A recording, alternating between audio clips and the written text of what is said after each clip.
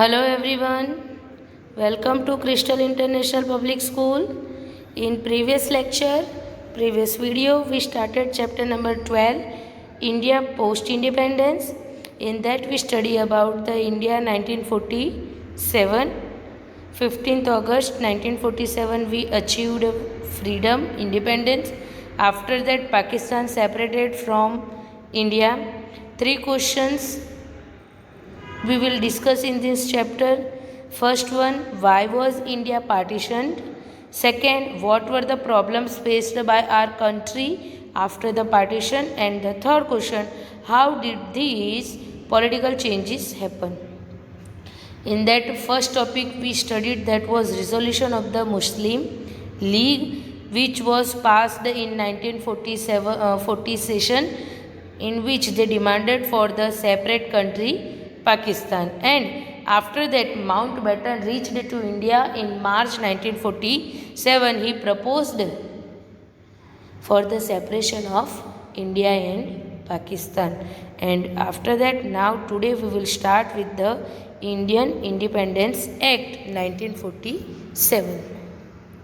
यहाँ पर Indian independence act जो है 1947, उसके क्लोजेस दिए गए हैं. क्लोजेस मतलब what is included in it, terms and conditions जो उसमें इंक्लूडेड है, जो दी गई है माउंटबेटन प्लान की, वो सबसे पहले हम स्टडी करेंगे. सो क्लॉजेस जो है उसमें सबसे पहला है, Sikh, Hindu and Muslims in Punjab and Bengal legislative assemblies would meet and vote for Pakistan. सबसे पहला, सिख, हिंदूज एंड मुस्लिम जो पंजाब एंड बंगाल की लेजिस्लेटिव असेंबली में मीट होंगे, मतलब कि वहाँ पर मिलेंगे और पार्टीशन के लिए वो वोट करेंगे. पार्टीशन के लिए वोट करेंगे, दैट मीन्स के रिगार्डिंग पार्टीशन वो वोट करेंगे कि वो पार्टीशन के बाद कौन से प्रोविंस में रहना पसंद करेंगे.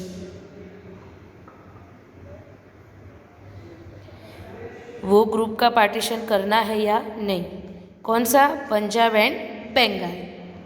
Okay, so it's if a simple majority of either group wanted partition then this province would be divided. अगर सिंपल मेजोरिटी से कोई भी ग्रुप पार्टीशन चाहता है, इच्छा है कि पार्टीशन हो, तो वो प्रोविंसेस जो उनको डिवाइड कर दिया जाएगा. इसलिए वोटिंग किया, दैट मीन्स के पब्लिक ओपिनियन को यहाँ पर इम्पोर्टेंस दी गई थी. सेकेंड जो पॉइंट था, सेकेंड क्लॉज जो था, Sindh was to take its own decision. Sindh जो है, जिसे हम इंडस कहते हैं, सिंध, वो अपना डिसीज़न खुद ले सकते हैं. उन पर ना पाकिस्तान का प्रेशराइजेशन होगा, ना ही इंडिया का.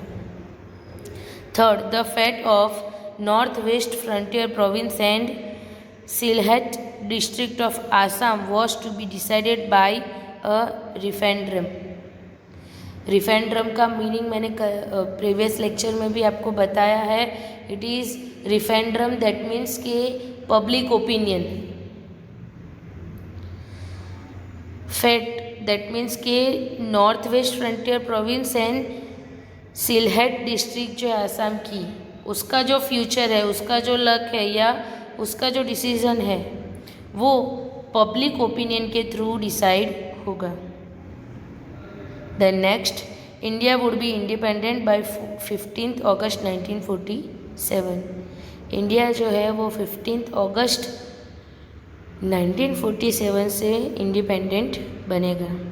Next, the separate independence of Bengal was ruled out. Separate independence जो है बंगाल की, वो rule out. Okay, boundary commission to be set up in case of partition. Partition के केस में बाउंड्री कमीशन जो है, बाउंड्री कमीशन दैट मीन्स के जो बॉर्डर डिसाइड करनी है, स्टेट बॉर्डर हो या अदर बॉर्डर्स हो, वो उसके लिए भी कमीशन सेटअप किया जाएगा. अगर पार्टीशन होता है तो पार्टीशन के लिए, बॉर्डर डिसाइड करने के लिए बाउंड्री कमीशन सेट किया जाएगा. And the last, that is the princely state, could join any one of the unions, and if they were not willing to join any of the unions, then they were free to remain independent. 562 princely states were there, big and small princely states were there. So उसके लिए ये decide किया गया था कि वो दोनों में से किसी भी यूनियन को ज्वाइन कर सकते हैं, इधर इंडिया, यूनियन ऑफ इंडिया और पाकिस्तान. बट अगर दोनों में से किसी को ज्वाइन नहीं करना है तो वो इंडिपेंडेंट भी रह सकते, मतलब वो फ्री रह सकते.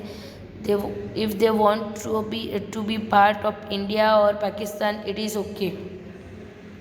So these were the clauses of Mountbatten Plan. According to the Indian Independence Act and the Mountbatten Plan, Indian Independence Act and Mountbatten Plan दोनों के अकॉर्डिंग इंडिया जो है वो 2 पार्ट्स में डिवाइड हो गया, इंडिया एंड पाकिस्तान.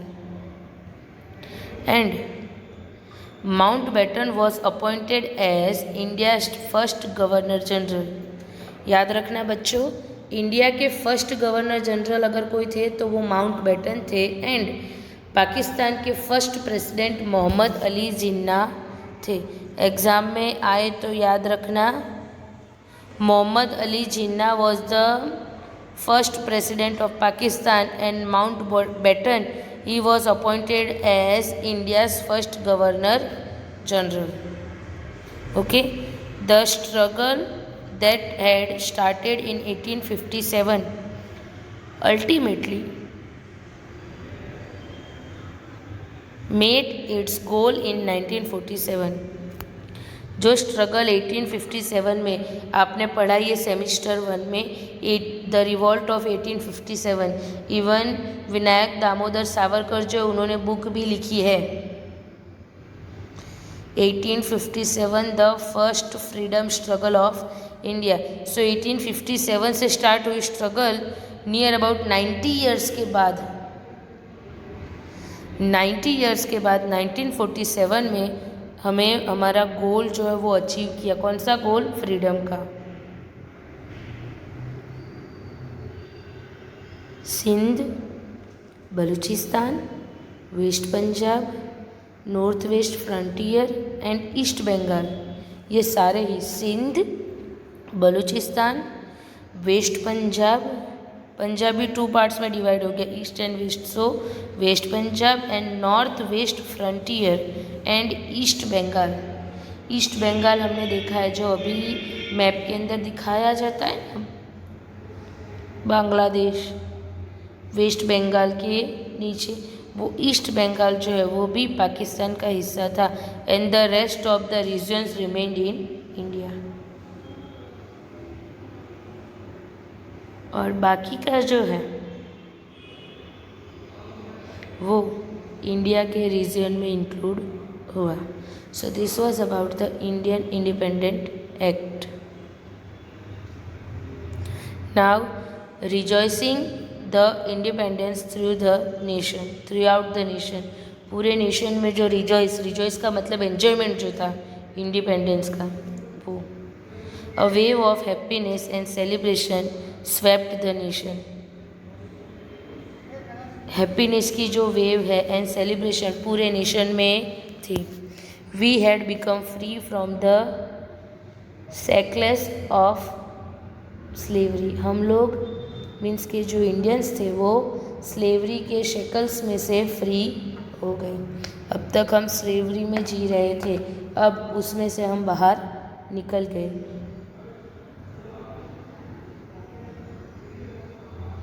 बट ये freedom हमें फ्री में नहीं मिली है. For that innumerable revolutionaries and freedom fighters जो है they had sacrificed their lifes. Innumerable मतलब कि जिन्हें हम काउंट ही नहीं कर सकते. हम तो ओनली फ्यू नेम्स जानते हैं, चाहे वो फ्रीडम फाइटर हो, नेशनल लीडर हो या रिवोल्यूशनरीज हो. हम सिर्फ उतने के बारे में जानते हैं जिनका नेम हमने पढ़ा है या सुना है. मोस्टली सब लोग जानते हैं महात्मा गांधी, सरदार पटेल, जवाहरलाल नेहरू, चंद्रशेखर आज़ाद, सुभाष चंद्र बोस, वीर भगत सिंह, सुखदेव, राजगुरु. इनके अलावा भी जिनके बारे में हमने पढ़ा था, मंगल पांडे, झांसी की रानी, ये सब, कुंवर सिंह, शाह बहादुर शाह जफर, टीपू सुल्तान, देन राम प्रसाद बिस्मिल, खुदीराम बोस, विनायक दामोदर सावरकर, बाल गंगाधर तिलक, बिपिन चंद्र पाल, गोपाल कृष्ण गोखले, लाला लजपत राय, वीपी मेनन, श्यामजी कृष्ण वर्मा, मैडम भिखाईजी कामा, ये सब they all were the part of freedom movement. And उनके अलावा भी इतने बहुत सारे लोग थे जो जलियांवाला बाग मास्करे में जिनकी डेथ हुई, वो सारे रिवॉल्यूशनरीज थे, फ्रीडम फाइटर थे। 1857 रिवॉल्ट में जिन्होंने बैक साइड रहकर भी सपोर्ट किया, या फिर एज एक छोटा सा सोल्जर जो किसी किंगडम का हिस्सा था, वो किंगडम का वो स्मॉल या सिंगल सोल्जर भी हमारा फ्रीडम फाइटर था, जिसने हमें फ्रीडम दिलवाने के लिए फाइट की थी। So many innumerable revolutionaries and freedom fighter ने अपनी लाइफ्स को सेक्रीफाइस कर दिया था।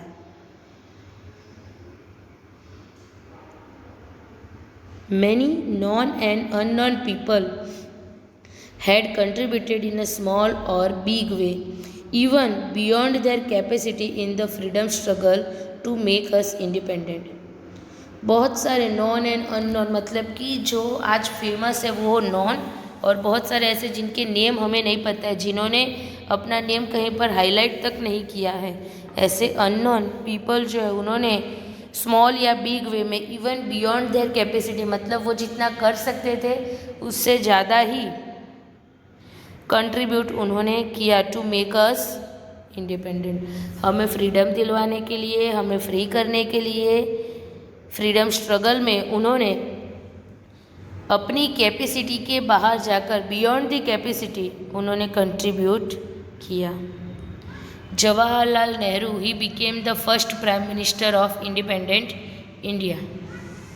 हमारे कंट्री में हमने डेमोक्रेसी जो है, डेमोक्रेसी के भी 2 टाइप्स होते हैं, एक पार्लियामेंट्री डेमोक्रेसी एंड एक होती है प्रेसिडेंशियल डेमोक्रेसी। तो यूएसए में प्रेसिडेंशियल डेमोक्रेसी, इसलिए वहाँ पर प्रेसिडेंट का इलेक्शन होता है, वाइल हमारे यहाँ पर parliamentary democracy, and because of that हमारे यहाँ पर इलेक्शन होता है, जो पार्टी मेजोरिटी से विन करती है वो पार्टी रूलिंग पार्टी बनती है, और उसी पार्टी के लीडर को प्राइम मिनिस्टर बनाया जाता है।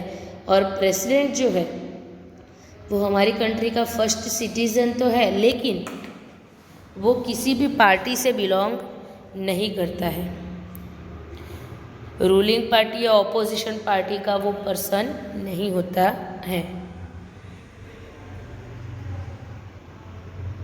So as we adopted the parliamentary democracy, हमारे यहाँ पर प्राइम मिनिस्टर का इलेक्शन होता है। प्राइम मिनिस्टर का इलेक्शन दैट मीन्स कि जो पार्टी मेजोरिटी से विन करती है वो पार्टी के लीडर को प्राइम मिनिस्टर अपॉइंट किया जाता है। So Jawaharlal Nehru, he became the first prime minister of independent India, and he unfurled the tricolor flag of our country at the Red Fort in Delhi by replacing the Union Jack of England.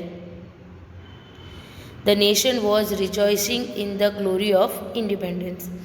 Jawaharlal Nehru जो थे, पंडित जवाहरलाल नेहरू, वो हमारे first prime minister बने independent India के, और उन्होंने दिल्ली में जो रेड फोर्ट है, जिसे अकबर ने बिल्ड करवाया था, वो रेड फोर्ट पर उन्होंने हमारे इंडियन ट्राई कलर को अनफोल्ड किया, लहराया, फहराया, रिप्लेसिंग, मतलब कि जो यूनियन जैक था इंग्लैंड का, मतलब कि इंग्लैंड का जो फ्लैग था उसे नीचे उतारकर इंडिया के फ्लैग को उन्होंने अनफोल्ड किया, और पूरे नेशन में इंडिपेंडेंस की जो ग्लोरी है उसका रिजॉइस, उसका एन्जॉयमेंट दिख रहा था, सेलिब्रेशन था। Now the next point that is the princely states. Princely मतलब कि जो स्मॉल एंड बिग किंगडम्स थे, कि जो इंडिपेंडेंट थे और ब्रिटिशर्स के अंडर कंट्रोल भी थे कुछ, जिन्हें ब्रिटिशर्स ने एनेक्शन पॉलिसी जो है उसके थ्रू अपने अंडर कंट्रोल लिया था। As per the Indian independence act, Indian independence act जो है उसके अकॉर्डिंग बहुत सारे प्रिंसली स्टेट जो है they declared their desire to remain independent. उन्होंने डिक्लेयर किया कि उनको इंडिपेंडेंट रहना है। They don't want to be a part of India और पाकिस्तान। उनको फ्री रहना था, उनको ना तो इंडिया में मर्ज होना था और ना ही पाकिस्तान में। Sir C R Ramaswamy Iyer जो है he declared the state of Travancore as a sovereign republic. उन्होंने अपने प्रोविंस को, मतलब त्रैवणकोर जो है उसे, ये साउथ में है त्रैवणकोर, उसे रिपब्लिक डिक्लेयर कर दिया। It was followed by the Nizam of Hyderabad, Nawab of Bhopal and Holkar of Indore. उनका देख देख कर निज़ाम के, हैदराबाद के निज़ाम, भोपाल के नवाब एंड इंदौर के जो होलकर, ये सारे जो है वो लीडर को दिए गए टाइटल है। नवाब है, निज़ाम है, होलकर है। उन सब ने भी अपने स्टेट को, जो भी उनका प्रिंसली स्टेट था, एक था हैदराबाद, दूसरा था भोपाल और तीसरा था इंदौर, इन तीनों को भी उन्होंने CR रामास्वामी अय्यर की तरह सोवरेन रिपब्लिक डिक्लेयर कर दिया। The Nawab of Junagadh declare his desire to join the union of Pakistan. यहाँ पर ये जो 4 प्रोविंस थे उन्होंने अपने आप को सॉवरेन रिपब्लिक डिक्लेयर किया। On the other hand Junagadh के जो नवाब थे, अब नवाब तो मुसलमान ही होते, मुस्लिम होते, तो नवाब जो थे जूनागढ़ के, उन्होंने अपनी डिज़ायर डिक्लेयर की। डिज़ायर मीन्स उनकी इच्छा डिक्लेयर की कि they wanted to join the union of Pakistan, वो पाकिस्तान में मर्ज होना चाहते हैं। If every princely state had declared its independence then India could never have attained its unity and integrity. अगर सारे ही प्रिंसली स्टेट जो थे 562 थे नियर अबाउट, तो ये प्रिंसली स्टेट जो है वो अपने आप को इसी तरह से, जैसे हैदराबाद, भोपाल एंड इंदौर एंड त्रैवणकोर, उन्होंने अपने आप को रिपब्लिक डिक्लेयर कर दिया। अगर इसी तरह से सारे प्रिंसली स्टेट खुद इंडिपेंडेंट रहे, इंडिया का पार्ट नहीं बनते, तो इंडिया कभी भी यूनिटी एंड इंटीग्रिटी को अटेंड नहीं कर पाता। इंडिया में जो यूनिटी है, जो एकता, इंटीग्रिटी जो है, वो कभी भी एस्टेब्लिश नहीं होती। There would have been constant conflicts over boundaries. आज भी बाउंड्री को लेकर कॉन्फ्लिक्ट जो है, बाउंड्री मतलब कि जो बॉर्डर लाइन होती है कि ये गुजरात बॉर्डर है, ये राजस्थान बॉर्डर है, ये स्टेट बॉर्डर, ये नेशनल बॉर्डर, इवन पाकिस्तान और इंडिया की तो अभी भी चल रही है कश्मीर को लेकर, इवन चाइना के साथ भी अब हमारा वॉर चल ही रहा है। So what does it mean? It means के अगर ये प्रिंसली स्टेट भी इंडिपेंडेंट रहते, इंडिया का हिस्सा नहीं बनते, तो इंडिया कभी भी यूनाइटेड या इंटीग्रेटेड इंडिया नहीं बनता। अभी भी बॉर्डर बाउंड्री को लेकर कॉन्फ्लिक्ट्स तो है ही, झगड़े हैं। The resources of development would become limited and the princely state would have indulged in disputes and independence would have become meaningless. Development के जो रिसोर्सेज है वो लिमिटेड हो जाते, क्योंकि सारे ही इंडिपेंडेंट हो जाते, मतलब इंडिया कितना छोटा सा कंट्री रह जाता। तो डेवलपमेंट के लिए जो रिसोर्सेज है वो अदर स्टेट में से हमें इंपोर्ट करना पड़ता है, या हमारे पास उतने नहीं होते, और उसकी वजह से जो प्रिंसली स्टेट जो है उनके साथ हमारे डिस्प्यूट्स होते रहते, और इस तरह से तो इंडिपेंडेंस मीनिंगलेस हो जाती। मतलब हम फ्री तो हो गए स्लेवरी में से, लेकिन फिर भी बाजू में जो स्टेट है उसके साथ तो हमारे झगड़े अभी भी चल रहे हैं। कभी भी वो वॉर डिक्लेयर कर दे, स्टेट से लड़े या कंट्री से, चारों साइड से हम घिरे हुए रहते, क्योंकि हर एक स्टेट जो है या हर एक प्रोविंस जो है वो सेपरेट इंडिपेंडेंट रहना चाहता था. So that was the big problem for India. Before the India, the merger of the princely state was a big challenge and big problem.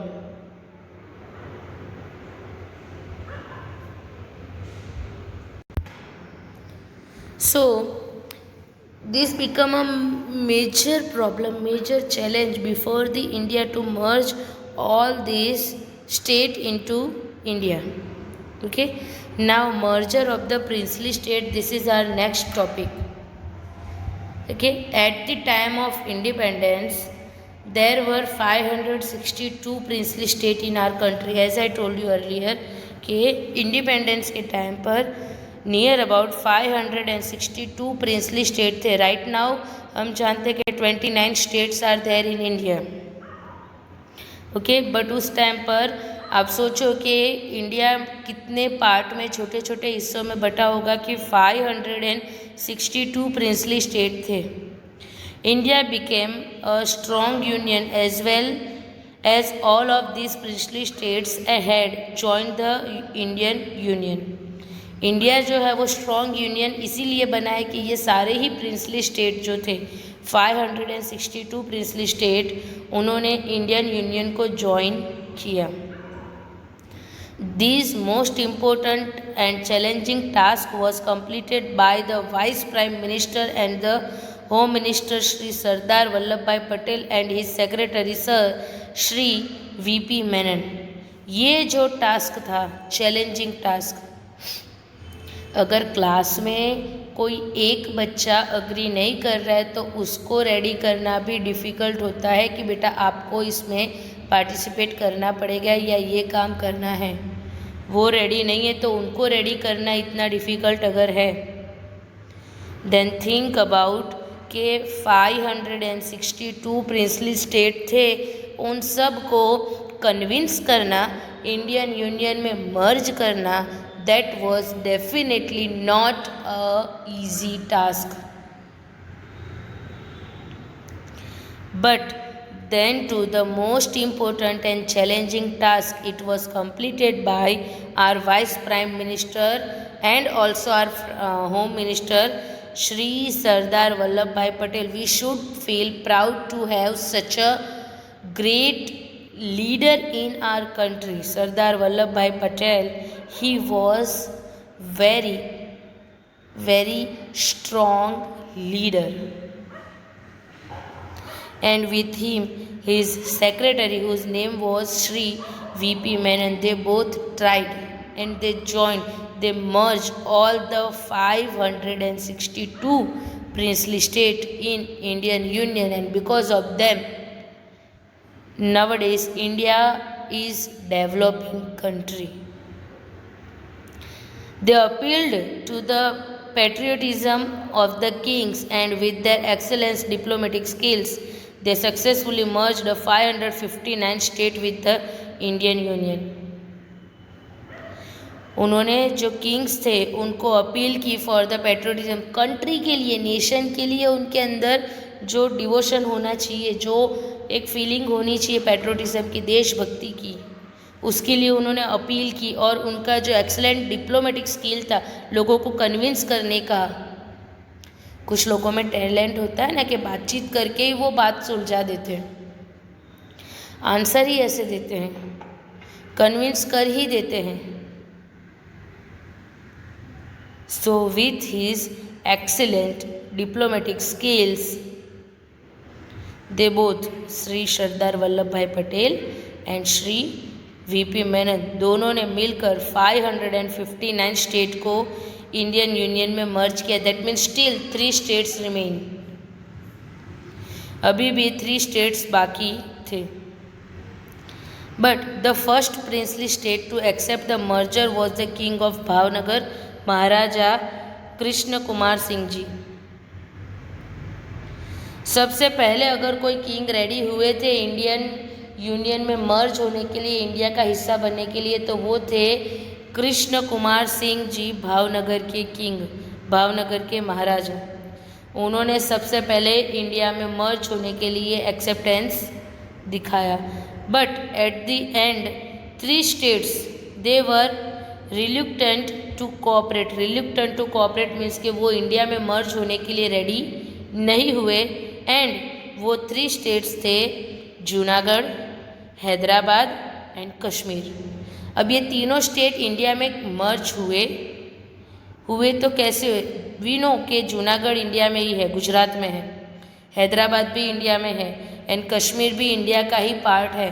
हाँ, काफ़ी पोर्शन कश्मीर का जो है वो पाकिस्तान ने कैप्चर कर लिया है by the wars, but then to Kashmir is also a part of India. So ये कैसे पॉसिबल हुआ कि ये तीनों प्रोविंस जो रेडी नहीं थे उन्होंने क्लियरली डिनाई कर दिया इंडिया का हिस्सा बनने से, वो कैसे इंडिया में मर्ज हुए? That we will study in next video. But before that let's take a review what we studied today. First हमने जो पढ़ा वो था इंडियन इंडिपेंडेंस एक्ट 1947, जिसके क्लोजेस थे, जिसमें सबसे पहला था कि पंजाब एंड बंगाल इन वहाँ के सिख, हिंदू एंड मुस्लिम जो है उनका वोटिंग किया जाएगा कि वो पार्टीशन चाहते हैं या नहीं, और पार्टीशन के बाद वो प्रोविंस कौन से पार्ट में डिवाइड होगा। देन सिंध जो है उनको खुद का डिसीजन लेने की अथॉरिटी दी गई थी। North west frontier province and Sylhet district जो आसाम की, वहाँ पर भी जो लोक मत है पब्लिक ओपिनियन के थ्रू डिसीजन लिया जाएगा। देन इंडिया जो है वो 15 अगस्त को इंडिपेंडेंट हुआ। बंगाल जो है वो as a separate independent province declare हुआ। बाउंड्री कमीशन सेटअप किया जाएगा इन केस ऑफ पार्टीशन। अगर पार्टीशन करने की ज़रूरत पड़ी तो बाउंड्री कमीशन सेटअप किया जाएगा। एंड प्रिंसली स्टेट जो है वो दोनों में से किसी भी यूनियन को, इधर इंडियन यूनियन और पाकिस्तान यूनियन को ज्वाइन कर सकते हैं। And if they were not willing to join, अगर वो ज्वाइन करने के लिए रेडी नहीं थे तो वो इंडिपेंडेंट भी रह सकते थे। So these were the clauses of Mountbatten plan. Indian independent act and Mountbatten plan, उसके अकॉर्डिंग इंडिया एंड पाकिस्तान 2 हिस्सों में इंडिया डिवाइड हो गया। एंड आफ्टर दैट माउंटबेटन जो है उसे इंडिया का फर्स्ट गवर्नर जनरल डिक्लेयर किया गया। एंड जो मोहम्मद अली जिन्ना थे जिन्होंने पाकिस्तान का थॉट दिया था, ब्रेन चाइल्ड किसी और का था, ब्रिटिशर्स का था, बट जिन्होंने सबसे पहला प्रपोजल रखा था मोहम्मद अली जिन्ना, उन्होंने उनको पाकिस्तान के फर्स्ट प्रेसिडेंट डिक्लेयर किया गया। नियर अबाउट 90 ईयर्स के बाद, मीन्स के 1857 से हमने फ्रीडम स्ट्रगल स्टार्ट की थी, जो अल्टीमेटली हमें 1947 मीन्स 90 ईयर्स के बाद अचीव हुई। Sindh, Balochistan, west Punjab, north west frontier and east Bengal जो है वो पाकिस्तान में इंक्लूड हुए और बाकी के जो रीजन्स है वो इंडिया में इंक्लूड हुए। जब हमें फ्रीडम मिली तो पूरे इंडिया में जॉय की जो फीलिंग होती है वो स्प्रेड हुई थी। बहुत सारे रिवॉल्यूशनरीज एंड फ्रीडम फाइटर्स जो है उन्होंने अपनी लाइफ सेक्रीफाइस की थी। नॉन एंड अननोन पीपल जो उन्होंने अपनी कैपेसिटी के according, sometimes beyond the capacity भी जाकर फ्रीडम स्ट्रगल के लिए, हमें इंडिपेंडेंट बनाने के लिए कंट्रीब्यूट किया। Jawaharlal Nehru he became the first prime minister of Indian independent India and he unfurled the tricolour national flag on red fort at Delhi. Then princely state जो थे उसमें त्रेवेनकोर जो है उसे CR रामास्वामी अय्यर ने सोवरेन रिपब्लिक डिक्लेयर किया और उनका देखकर हैदराबाद के निज़ाम, भोपाल के नवाब एंड इंदौर के होलकर ने भी अपने प्रोविंस को सोवरेन रिपब्लिक डिक्लेयर किया।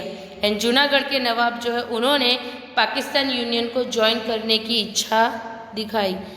अगर ये प्रिंसली स्टेट जो है वो अपने आप को इंडिपेंडेंट डिक्लेयर कर देते और इंडिया में मर्ज नहीं होते तो इंडिया की यूनिटी एंड इंटेग्रिटी कभी भी अटेन नहीं हो पाती, मीन्स हम वो टारगेट कभी पूरा नहीं कर पाते। एंड कांस्टेंट कॉन्फ्लिक्ट्स अभी भी है, पहले ज़्यादा थे, अभी भी है तो सही, लेकिन अगर मर्ज नहीं होते तो ये कॉन्फ्लिक्ट और ज़्यादा होते।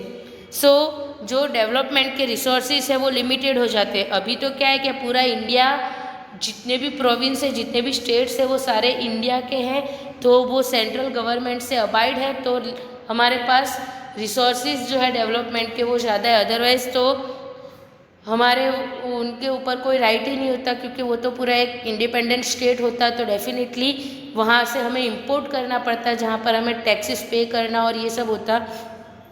सो डेवलपमेंट के रिसोर्सेज लिमिटेड होते हैं एंड उनके साथ हमारे डिस्प्यूटीज होते रहते हैं, और इस तरह से इंडिपेंडेंस जो है वो मीनिंगलेस हो जाती। And merger of the princely state, जिसमें 562 प्रिंसली स्टेट थे, इंडिपेंडेंट अचीव करने के बाद इंडिया अगर स्ट्रॉन्ग यूनियन बना है तो बिकॉज ऑफ कि ये प्रिंसली स्टेट इंडिया में मर्ज हुए। और ये most important and challenging task जो है वो 2 पर्सन ने कंप्लीट किया। इतने सारे स्टेट को मर्ज करने का वर्क जो है वो 2 पर्सन ने कंप्लीट किया, श्री सरदार वल्लभ भाई पटेल एंड उनके सेक्रेटरी श्री वीपी मेनन। उन्होंने जो किंग्स है उनको कन्विंस किया, उनके अंदर की जो देशभक्ति, जो पेट्रियटिज्म थी उसे अवेयर किया and because of that they 559 states जो है वो इंडिया में मर्ज होने के लिए रेडी हो गए, और वो इंडिया में मर्ज भी हुए। सबसे पहले अगर किसी स्टेट ने या किसी किंग ने एक्सेप्ट किया था to join Indian union, that was Maharaja Krishna Kumar Singh, king of Bhavnagar. Only 3 states ऐसे थे कि जो इंडियन यूनियन में मर्ज होने को रेडी नहीं थे, और वो 3 स्टेट्स थे जूनागढ़, हैदराबाद एंड कश्मीर, जो रेडी नहीं थे कोऑपरेट करने के लिए। सो यहाँ तक हमने पढ़ा। I hope you understand everything. If any doubt और any query, Zoom lectures are there, in that you can ask. Okay, stay home, stay safe. Thank you all.